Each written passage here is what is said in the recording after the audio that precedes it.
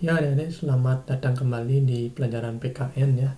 Untuk kesempatan kali ini kita akan membahas hak konstitusional. Ternyata hak konstitusional ini hak yang mengkhususkan pada warga negara Indonesia saja ketimbang warga negara asing.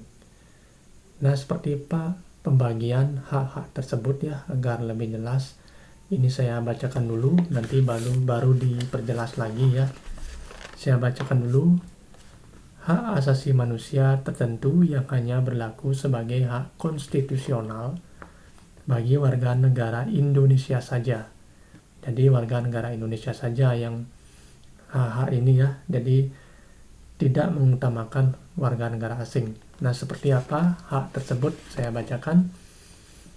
Hak yang tercantum dalam pasal 28D ayat 3 Undang-Undang Dasar Negara Republik Indonesia tahun 1945 yang menyatakan setiap warga negara berhak atas kesempatan yang sama dalam pemerintahan. Dan yang kedua, pasal 27 ayat 2 menyatakan tiap-tiap warga negara berhak atas pekerjaan dan penghidupan yang layak bagi kemanusiaan. Nah, jadi di sini yang kedua ini berhak atas pekerjaan dan penghidupan yang layak. Jadi negara itu mengutamakan warga negara Indonesia dulu ketimbang warga negara asing.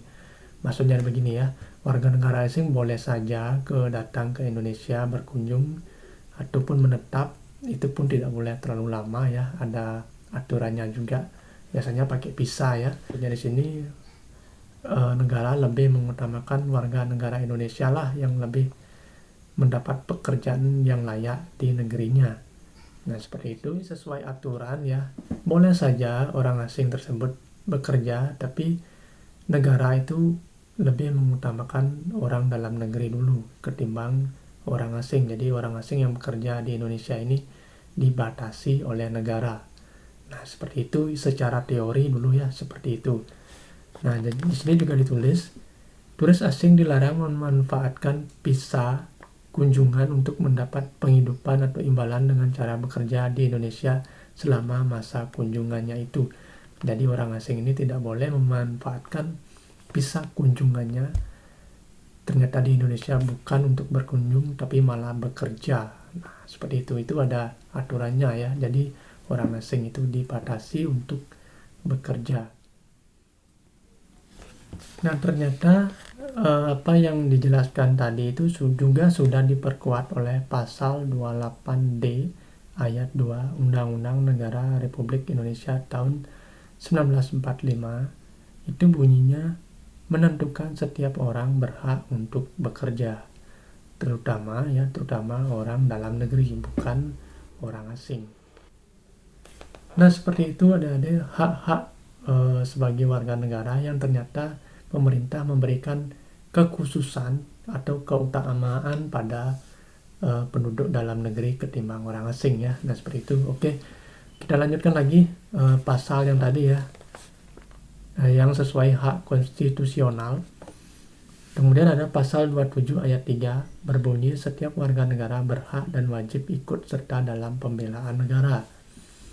Nah, itu jadi jika negara kita terancam, kita pun wajib untuk ikut membela keamanan dan mempertahankan keamanan dan melakukan pembelaan negara. Nah, seperti itu tertuang dalam pasal 27 ayat 3. Kemudian ada pasal 30 ayat 1 berbunyi tiap-tiap warga negara berhak dan wajib ikut serta dalam usaha pertahanan dan keamanan. Nah, ini jika negeri kita terancam ya, kita wajib untuk ikut mempertahankan keamanan ya. Jika keamanan atau stabilitas negeri ini terancam, contohnya misalnya ada pengaruh-pengaruh radikal ya, atau seperti teroris. Nah, seperti itu kita harus bisa membedakan mana ajaran atau pengaruh-pengaruh yang positif dan mana yang negatif, mana pengaruh yang membahayakan negeri ini dan mana pengaruh yang ikut menjaga NKRI atau persatuan. Kemudian yang terakhir ada pasal 31 ayat 1 menentukan setiap warga negara berhak mendapat pendidikan. Nah, ini kalau kita berbicara pendidikan ya, apakah sudah 100% penduduk Indonesia mendapat pendidikan, jadi bisa dibilang belum 100%. Beberapa ada memang di pedalaman ya, yang sulit dijangkau oleh tenaga-tenaga guru. Nah itu bisa dibilang pendidikan di Indonesia belum bisa 100%, tapi bisa dibilang sudah meningkat ya, cuman belum 100%. Nah, kalau kita berbicara setiap warga negara berhak mendapat pendidikan.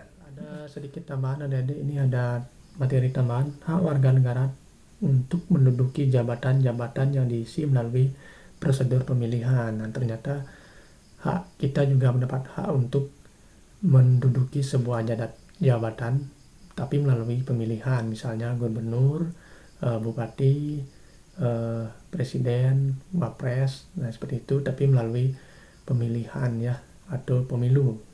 Itu diusung oleh partai politik biasanya ya. Tapi tergantung rakyat juga, rakyat milihnya tokoh atau milihnya partai. Nah, itu tergantung rakyat juga ya. Kita lanjut, saya lagi sedikit.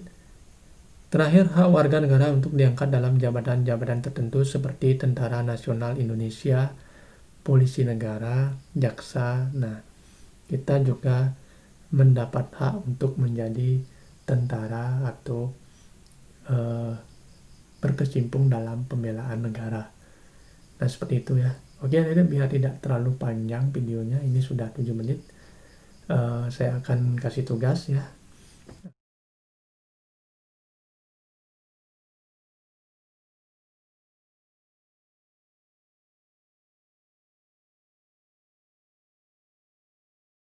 Nah, Deden, jika sudah mencatat soalnya, silakan dijawab dan bisa jawabannya di-share di Classroom.